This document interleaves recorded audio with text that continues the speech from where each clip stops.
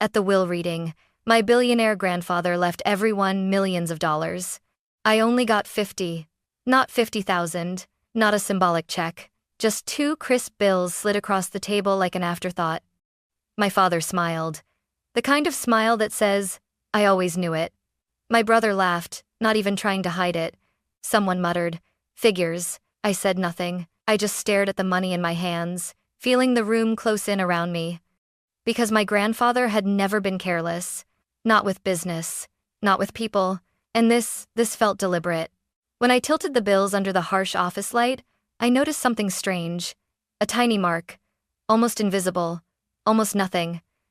But my grandfather had once told me, if you want to hide the truth, put it where no one bothers to look. An hour later, I stood inside a quiet bank office, sliding those $50 across the desk. The manager looked down at the money, and then, he froze. My name is Hazel, and in my family I was never the one people expected much from. Not because I was irresponsible, not because I was a failure, but because I was quiet. While my brother Ethan learned early how to talk loud, take space, and turn every conversation into an opportunity, I learned how to sit back and observe. While my parents praised his ambition, his confidence, his future, they described me with softer words. Hazel is sweet. Hazel is easy. Hazel doesn't ask for much. What they really meant was, Hazel won't cause trouble. My grandfather, William, was the only one who seemed to notice the difference. To the world, he was a billionaire. A man who built an empire from almost nothing. People straightened their backs when he entered a room. Bankers laughed a little too loudly at his jokes. Politicians returned his calls within minutes. But to me, he was just Grandpa Will, the man who drank his coffee black. Who hated unnecessary noise. Who believed silence told you more about a person than words ever could. When his health started failing, the family suddenly became very busy. Everyone visited, just not for long. My father would stop by in a tailored suit, check his watch twice, and say, "Dad, I just wanted to see how you're doing. I've got a meeting." My mother brought flowers that stayed untouched in a vase. Ethan came once, stood near the door, and said, "Hang in there, Grandpa. You're strong." Then they left. And the room always felt emptier afterward. I stayed. Not because I thought it would earn me anything. Not because I was hoping for gratitude. I stayed because someone had to. I adjusted his pillows when his breathing became shallow. I read the newspaper out loud when his eyesight weakened. I listened to the same stories over and over again without correcting him, even when I already knew the ending. One afternoon, as sunlight filtered weakly through the hospital blinds, he reached out and held my hand. His grip was fragile, but intentional. "Hear that?" he asked softly. "Hear what?" I whispered. "The quiet," he said. "Most people are afraid of it." He looked at me then, really looked at me, as if he were memorizing my face. "You're not afraid," he continued. "That's why you're still here." I swallowed hard. "Of course I am." He smiled faintly. "No, you're afraid of being invisible. That's different." I didn't know what to say to that. Another time, late at night, when the machines hummed steadily and the world felt far away, he said something that stuck with me. "Money doesn't show who people are," he murmured. "It just removes the mask faster." I laughed softly. "You sound like you're planning something." His eyes flickered with something I couldn't quite read. "Maybe I am," he replied.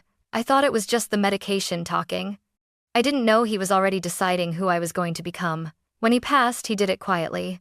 No dramatic last words. No long goodbyes. Just a slow release of my hand. And then nothing. I remember standing there afterward, unable to move, thinking one single thought over and over again. Now I really am alone. Because the one person who saw me, who never needed me to be louder, sharper, or different, was gone. And I had no idea that even in death, my grandfather was still watching. The funeral was exactly what my grandfather would have wanted. Simple, controlled, no unnecessary speeches. Black suits filled the small chapel, polished shoes lined neatly along the aisle, white flowers arranged with surgical precision. Everything looked expensive, everything looked respectful, and somehow none of it felt real. I stood near the back, hands folded tightly in front of me, watching my family interact like actors who had rehearsed their roles too well. My father spoke in a low, steady voice, shaking hands, nodding solemnly. My mother dabbed her eyes at carefully chosen moments. Ethan moved through the crowd with confidence, accepting condolences as if they belonged to him. No one stood beside me. No one asked if I was okay. They didn't need to. In this family, that question was never asked unless there was something to gain from the answer. I overheard whispers drifting through the room, soft but sharp. So, how much do you think he left? I heard the real estate alone is worth a fortune. Ethan's probably set for life. Each sentence landed like a small, quiet cut. I told myself not to listen. I told myself this wasn't the time. But grief makes you sensitive in ways you don't expect. Every word felt louder, every glance heavier. At one point, I caught my father's eye from across the room. For a second, I thought he might come over. Say something. Anything. Instead, he gave me a short nod and turned back to a conversation about logistics. "Lawyer will contact us next week," he said to someone beside him. "We'll handle the details." We. As if I wasn't standing right there.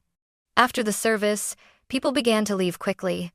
There were no lingering embraces, no shared memories exchanged with warmth, just polite goodbyes and plans already forming for what came next. Money has a way of doing that. It pulls people forward, never letting them stay too long in the past. At the cemetery, while the coffin was lowered into the ground, I felt something inside me break open. This was it. The end of the one relationship in my life that had never felt conditional. I wanted to scream. I wanted to demand that someone notice how unfair this felt. Instead, I stood there in silence, because silence was what I had always been good at. Later that evening, I was the one who returned to my grandfather's old house. Not my parents. Not Ethan. Me. The place smelled faintly of dust and old books. I moved slowly from room to room, touching familiar objects like they might disappear if I didn't. His watch on the dresser. The chair by the window where he used to sit in the afternoons. The desk where he kept his handwritten notes, numbers scribbled in tight, deliberate lines. I sat down in that chair and finally allowed myself to cry.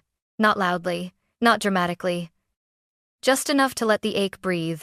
A few days later, an envelope arrived in the mail. Thick paper, formal lettering, reading of the last will and testament of William Carter. The address was a law office downtown. The date was circled neatly in blue ink. My hands trembled as I held it. I didn't expect much. I had trained myself not to. Still, a small, dangerous thought crept in before I could stop it. Maybe he remembered. I folded the letter carefully and set it down, unaware that by the time I walked into that office, everything I believed about my place in that family was about to be tested publicly. The law office was colder than I expected. Not in temperature, in feeling. Polished wood, frosted glass, leather chairs arranged with perfect symmetry, like the room itself was reminding us who belonged and who didn't. I arrived a few minutes early and took the seat farthest from the head of the table, instinctively making myself small. One by one, my family filed in. My father, Richard, walked straight to the front and sat down as if the seat had been waiting for him. My mother followed, lips pressed into a thin line. Ethan came in last, relaxed, confident, already smiling like he knew how this would end. No one greeted me. No one asked how I was holding up. The lawyer, Daniel Ross, cleared his throat and opened the folder in front of him. "We are here to read the last will and testament of William Carter," he said calmly. My heart began to pound. The first name was my father's. "Richard Carter," Daniel read. "A total inheritance of $5 million.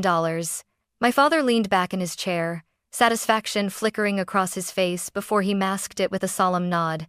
My mother received $3 million. She let out a breath she'd been holding and reached for my father's hand. Then Ethan, $2 million. He didn't even try to hide his grin. He glanced in my direction, raised his eyebrows and mouthed, "Told you." I stared down at my hands. "Don't expect anything," I reminded myself. "You knew this." Daniel paused, turning the page. "And Hazel Carter." The room went quiet. "For Hazel Carter, the sum of $50. For a moment, I thought I'd misheard. 50. Not 50,000. Not a token gesture paired with some sentimental object. Just 50. A laugh broke the silence. "Ethan's." "Wow," he said, shaking his head. "That's poetic." Someone else chuckled. I didn't look up to see who. My father smiled, not cruelly, Not openly, but with the quiet satisfaction of someone whose long-held belief had just been confirmed. "This proves something," he said lightly. Dad knew who was practical and who wasn't. My mother avoided my eyes entirely.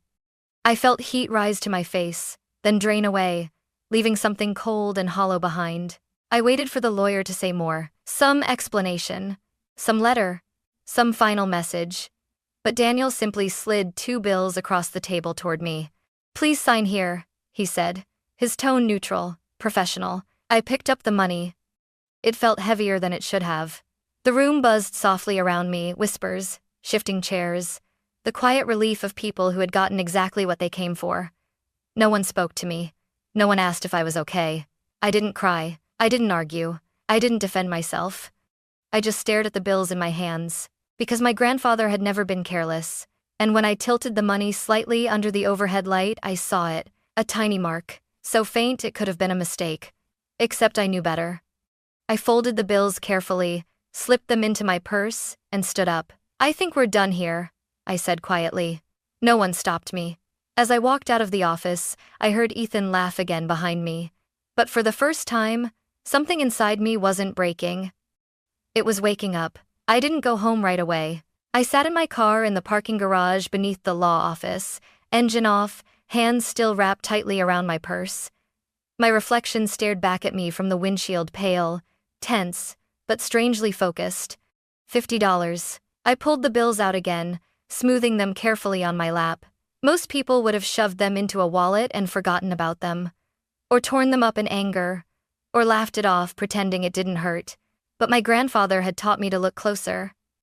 "Details," he used to say, tapping the side of his notebook. "That's where the truth hides." It was unsettling. I tilted the bills under the dim garage light. There it was again. A tiny line, almost like a scratch, near the serial number. Not random, not accidental. One mark on the first bill, another on the second. My pulse quickened. I checked the numbers. On one bill, 3 digits were faintly underlined. On the other, 2 more positioned so precisely they had to mean something. This wasn't a stain. It wasn't wear and tear. Someone had done this on purpose. He did this, I thought suddenly. The idea sent a shiver through me. My grandfather had always been meticulous. He hated leaving things unfinished, hated loose ends. If he wanted to leave me nothing, he wouldn't have bothered with $50 at all. Unless the money wasn't the inheritance. Unless it was the key. I drove across town without really thinking about it, my hands tight on the steering wheel. The address came to me instinctively, pulled from memory like a long-buried file. The old bank. The one my grandfather had used for decades. The one he trusted when he trusted no one else. The lobby was quiet when I walked in. Marble floors, soft lighting, the smell of paper and polish.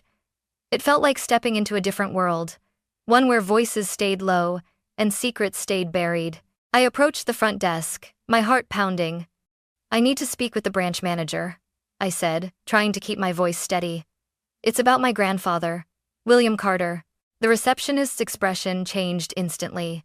"One moment, please." A few minutes later, I was led into a private office. The man behind the desk stood as I entered. Gray hair, sharp eyes, calm, professional posture. "I'm Mr. Thompson," he said. "How can I help you, Miss Carter?" I didn't waste time. I placed the 2 bills on his desk and slid them toward him.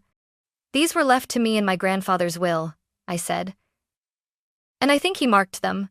Mr. Thompson frowned slightly, then picked up the money.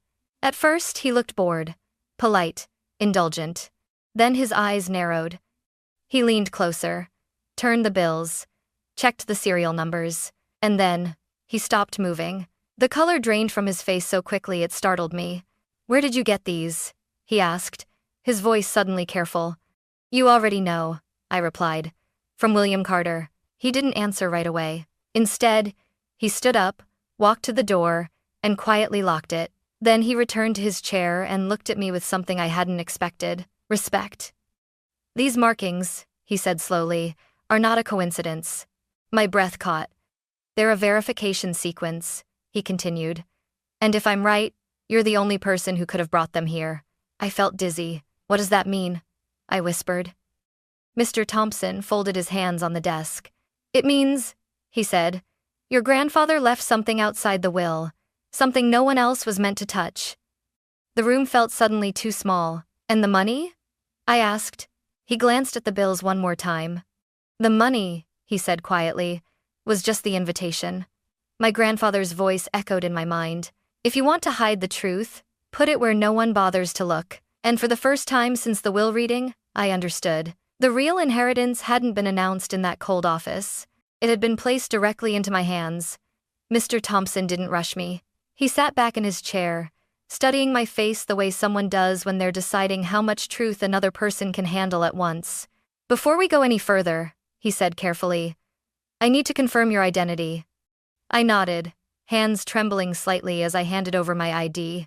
He examined it, typed something into his computer, then paused when the screen responded. His jaw tightened almost imperceptibly. It's exactly as he said, he murmured. As who said? I asked. Your grandfather. My heart began to race. Mr. Thompson stood and walked toward a large steel cabinet set into the wall behind him. He opened it with a key, then another code, moving with the practiced ease of someone who had done this before but not often. There's a private deposit box here, he explained, registered solely to William Carter. It exists outside the will, outside probate, completely separate. My throat went dry. Why wasn't anyone else told about it? He looked at me then, his gaze steady. Because your grandfather instructed us not to tell anyone, he said, unless they came with proof. He placed the 2 bills beside a document on his desk. These markings, he continued, are part of a verification system he designed himself. He believed numbers tell the truth if you know how to read them. That sounded exactly like him. I followed Mr. Thompson down a quiet corridor, the air growing cooler with every step. We stopped in front of a heavy door, and he entered a code I didn't recognize. The door opened with a soft click. Inside was a small room lined with secure boxes. He unlocked one and slid it open. I wasn't prepared for what I saw. Neatly arranged gold bars reflected the light. Folders labeled with company names I recognized instantly. Investment documents, bonds, accounts. I felt my knees weaken. This, I whispered. This is approximately $32 million, Mr. Thompson finished calmly. Conservatively, I covered my mouth, tears blurring my vision. But it wasn't the money that made my chest ache. It was the envelope resting on top of everything else, plain, cream-colored, my name written in my grandfather's familiar handwriting, Hazel. My hands shook as I picked it up. He left that specifically for you, Mr. Thompson said softly. We were instructed not to open it, ever. I nodded, barely able to breathe. We returned to the office, and once I was seated, I finally opened the envelope. The paper inside was folded carefully, as if he'd taken his time, as if he knew I would. My dear Hazel, if you're reading this, it means you saw what others didn't. That already tells me I was right. Tears slid down my cheeks before I could stop them. I gave you $50, not because that's what you deserved, but because I needed you to see the truth with your own eyes. Money doesn't change people. It only removes the excuses. I could hear his voice in my head, calm and certain. I wanted you to watch who smiled, who laughed, who stayed silent when you were diminished. Those reactions matter more than any speech at a funeral. My chest tightened painfully. You were the only one who stayed when there was nothing to gain. You didn't ask. You didn't push. You didn't perform. That is why I trust you. I pressed the letter to my chest, my shoulders shaking. He had seen everything. The money in that box is not a reward. It is a responsibility. Protect yourself with it. Build a life that doesn't require you to beg for respect. And when they come, and they will remember this. Love that depends on money was never love to begin with. I wiped my eyes and read the final line. Don't make yourself small again. Grandpa. The silence that followed felt sacred. Mr. Thompson cleared his throat gently. Your grandfather also left legal instructions, he said. If you choose to proceed, we can establish a trust immediately. Anonymous, protected. No one can touch it without your consent. I took a deep breath. Outside that office, my family was probably celebrating, counting, planning. They thought the story had already ended. But as I folded the letter carefully and placed it back into the envelope, I realized something. This wasn't the end. It was the moment everything truly began. And the next time my family looked at me, they wouldn't be seeing the quiet one anymore. They didn't give me much time. 3 days. That's all it took for the truth to leak. I was still processing everything, still replaying my grandfather's letter in my head, when my phone started ringing nonstop. Calls I ignored. Messages I didn't open. Missed voicemails stacking up like warning signs. I knew who it was. I just didn't expect them to show up in person. It was early evening when the knock came. Not polite, not hesitant, sharp and impatient, like the door owed them something. I looked through the peephole. My father, my mother, and Ethan, all standing there with practiced expressions, concern mixed with expectation. I took a slow breath and opened the door. "Hazel," my mother said immediately, stepping forward. "We need to talk." They walked in without waiting for an invitation. My father glanced around my apartment, eyes scanning the furniture, the shelves, the quiet space like he was searching for proof. "You kept this place very modest," he said. "Interesting." I said nothing. Ethan leaned against the counter, arms crossed, smirking. "Guess Grandpa didn't think you needed upgrades, huh?" I finally spoke. "Why are you here?" My father didn't hesitate. "We know about the account," he said flatly. "The one you didn't mention." The air tightened. "I don't know what you're talking about," I replied calmly. He scoffed. "Don't insult us. Someone at the bank talked. We know it's over 30 million. My mother reached for my arm. I stepped back. "Honey," she said softly, "this doesn't have to be ugly. We're family." Ethan laughed. "Yeah. Family. That thing you forgot about the second you got rich." Something snapped, not loudly, but cleanly. "You laughed at me," I said. "At the will reading. Do you remember that?" Silence. I continued, my voice steady but sharp. "When I was handed $50, did any of you stand up for me? Did anyone say it was unfair?" My father frowned. "That's not the point." "It is," I said. "It's exactly the point." Ethan rolled his eyes. "Fine. So what? Grandpa had his reasons. He always favored you anyway." My mother's eyes filled with tears. "Hazel, please. You know your brother has plans, investments. This money could help all of us." "There it is," I said quietly. My father's tone hardened. "We're not asking. We're telling you to do the right thing. Split it. Keep the peace." I felt my hands shake, but I didn't let it show. "The right thing," I repeated. "According to who?" "According to blood," he snapped. I reached into my bag and pulled out a folder. "According to the law," I said, placing it on the table. They froze. "What's that?" Ethan asked. "My grandfather's legal instructions," I replied. "The ones you didn't know about." I opened the folder and slid the documents toward them.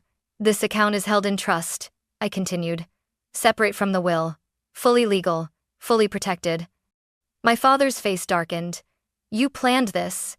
"No," I said. "He did." My mother whispered. "Hazel, don't do this." I met her eyes. "I'm not doing anything. I'm honoring his wishes." Ethan's voice turned sharp. "You think you're better than us now?" "No," I answered. "I think I'm done being smaller." My father straightened. "If you don't share, we'll challenge it."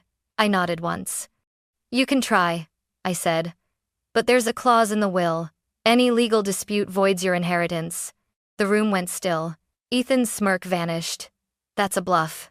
"It was read out loud," I said. "You were there." My father clenched his jaw. My mother looked between us, panicked. "You wouldn't," she whispered. "I already am," I replied. They stood there for a long moment, realizing they'd miscalculated. Finally, my father turned toward the door. "You'll regret this," he said. "Maybe." But as the door closed behind them, the silence that followed didn't feel empty. It felt like relief. For the first time in my life, I wasn't bracing for impact. I was standing my ground. And I knew without a doubt, this was the moment my grandfather had been preparing me for all along. The silence after they left didn't end that night. It spread. At first, it was subtle. My phone stopped ringing. Group chats disappeared. Invitations I never expected suddenly felt noticeable by their absence. I was removed from the family calendar without a word. Birthdays passed. Holidays came and went. No messages. No explanations. Just quiet. I would be lying if I said it didn't hurt. Some nights, I sat alone on my couch, staring at my phone, wondering if I had gone too far, if I had been too harsh, if choosing myself had meant choosing loneliness. Because no one really talks about that part.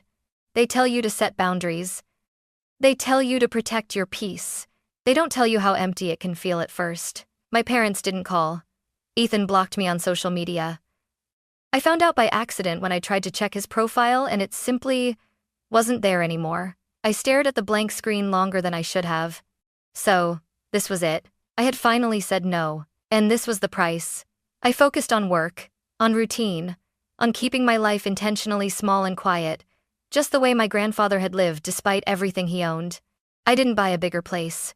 I didn't change my lifestyle. I didn't post anything online. The money stayed exactly where it was protected, untouched, invisible. Because the truth was, money had never been the thing I wanted. What I wanted was safety. Weeks later, I stood in a courthouse hallway, signing documents to finalize the trust. The lawyer explained everything carefully, emphasizing words like protection, consent, control. "This ensures no one can pressure you," she said gently. "Not now, not later." I nodded. Pressure had defined my entire upbringing. This was the first time I felt free from it.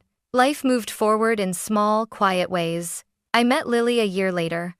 She was born on a rainy Tuesday morning, tiny and red-faced and perfect.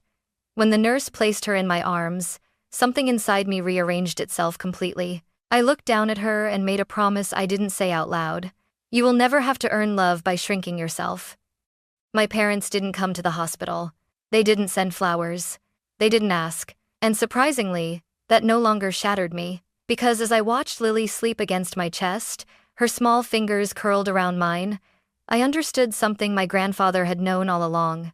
Family isn't defined by who shows up when there's money on the table. It's defined by who stays when there's nothing to gain. Still, sometimes late at night, when the world was quiet, I wondered if this distance was permanent, if the door I had closed would ever open again. I didn't chase the answer. I had learned that peace doesn't come from fixing people who don't want to change. It comes from choosing a different future. And I was finally ready to build one, even if I had to do it without them. Life didn't change overnight.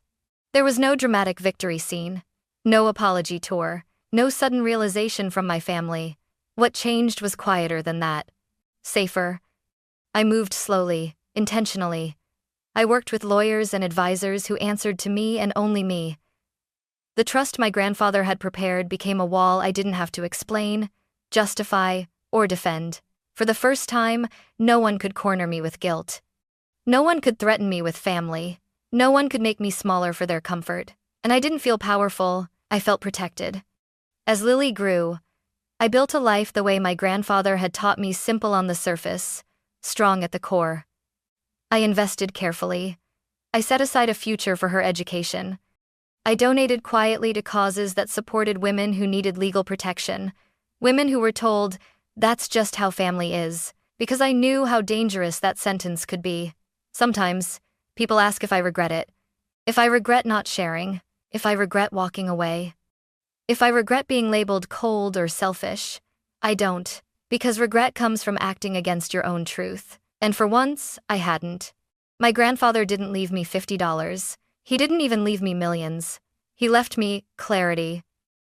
He showed me who would laugh when I was humiliated, who would stay silent, who would only reach for me when they needed something. And more importantly, he showed me who I was when I finally stopped asking for permission to exist. The last thing he gave me wasn't money. It was the courage to say no, the strength to stand alone, and the freedom to build a family that would never confuse love with control. When I look at Lily now, laughing without fear, growing without conditions, I understand the true inheritance. Not wealth, not revenge, not validation, peace. And that was worth more than every dollar he left behind.